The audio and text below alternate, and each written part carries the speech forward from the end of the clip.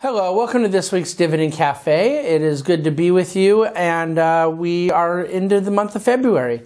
The year has definitely started off with a bang. We did a lot of study this week, kind of recapping how January had gone, and certainly it proved to be a very positive week. We're really happy with a lot of things we were doing in January. Overall, equity markets did well. The Dow not so much. The S&P did better.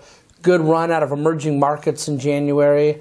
And most fixed income asset classes were up in January as well after that very difficult November, December in the bond market, seeing interest rates go higher. Interest rates did not come lower so far in 2017, but they stayed flat enough that there hasn't been further price deterioration in the bond market. So now as we go into the month of February, there's a couple comments I wanted to make this week. I'm reading a lot anyways about this precedent of the first full month of a new presidential administration, February being a very difficult month historically.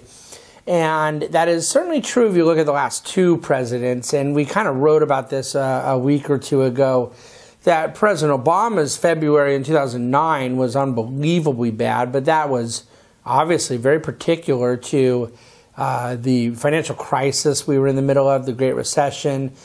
Some policy missteps deserve to be mentioned there. And it is true that George W. Bush in February 2001 had a very difficult period in his first full month in office. Again, incidental to the timing of the dot-com crash and technology bubble burst that we were in the middle of at that time. But then we, in dividendcafe.com this week, have a chart going back 8 or 9 presidents, and you kind of see it half and half. So I just don't think that it's an investable, actionable, really substantive conversation that February is typically proved to be difficult. This February that we're in right now could prove to be a good month. It could prove to be a bad month. And that is true of any month we're ever going to talk about.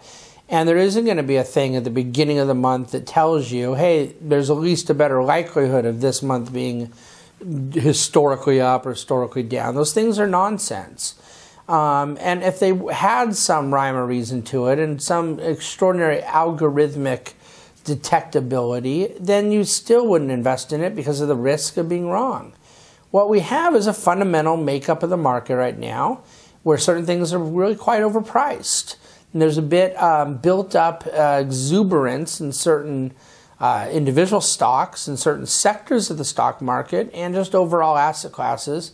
But I also would say that I think that there's a certain underappreciation for certain aspects of the market. And we've talked about what we think a lot of those things are. We think in a lot of the real domestic market, emerging asset class, a lot of the third world countries that have robust economic growth and really burgeoning middle class. And then I think in the energy market in the United States, we talk about it every week, but there seems to be a pretty low market valuation being put on some things that we think have a tremendous road ahead. The areas in which we'd be more cautious right now, and this really ties into our theme about it being a very difficult year for a passive investor, a very difficult year to own the entire market. But this is getting more and more highlighted as the Trump administration gets a little deeper week by week into a lot of their anti-trade and anti-global not only rhetoric and maybe policy framework, but also worldview. I mean, I think it's a very sincere worldview that is driving much of the protectionist talk and the policy propositions around a border tax with Mexican imports to our country. I think that you will see weakening in some of the U.S.-based companies that are heavily dependent upon importing products, that there is likely to be deterioration of earnings on the margin due to some more protectionist policy. And I was very hopeful that wouldn't be the case, and I'm losing a lot of that optimism week by week. So I'd be very cautious about the types of equities one owns, and not just around trade and protectionism and all the political heat that exists around those issues.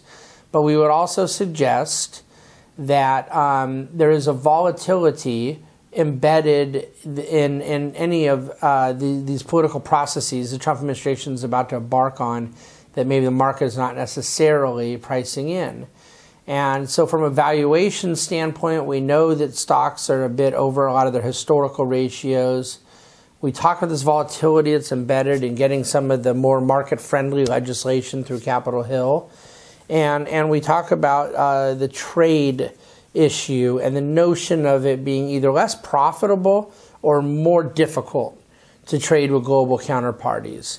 If that were to exasperate, if that were to grow, that would become a bigger problem, then we think it would compress U.S. earnings and therefore stock prices.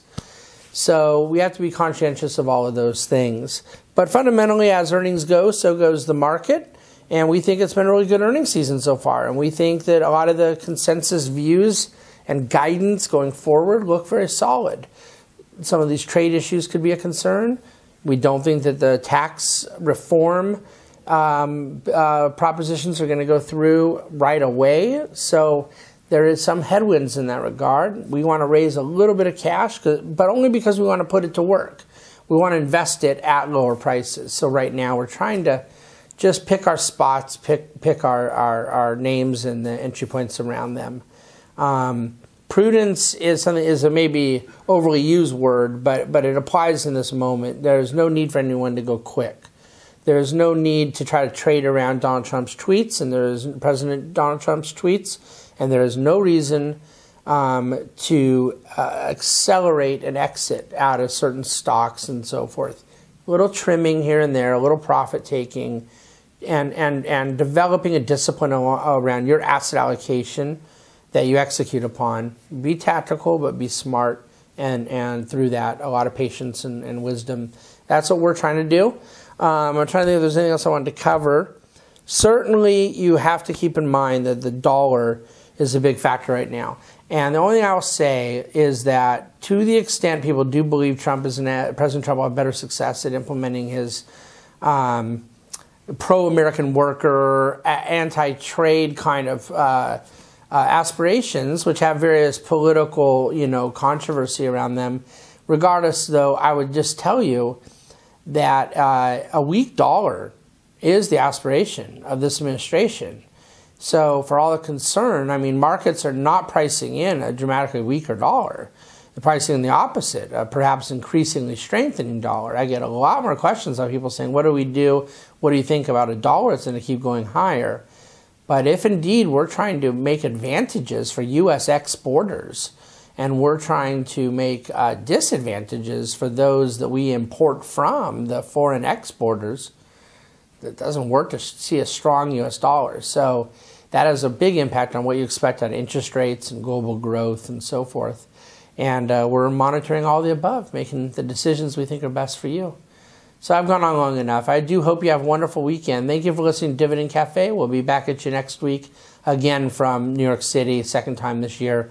This time I'll be out there at the IMCA conference, the Investment Management Consultants Association, and they got a big old event. It'll be some great talks, and I look forward to sharing some of that insight with you. Thanks again.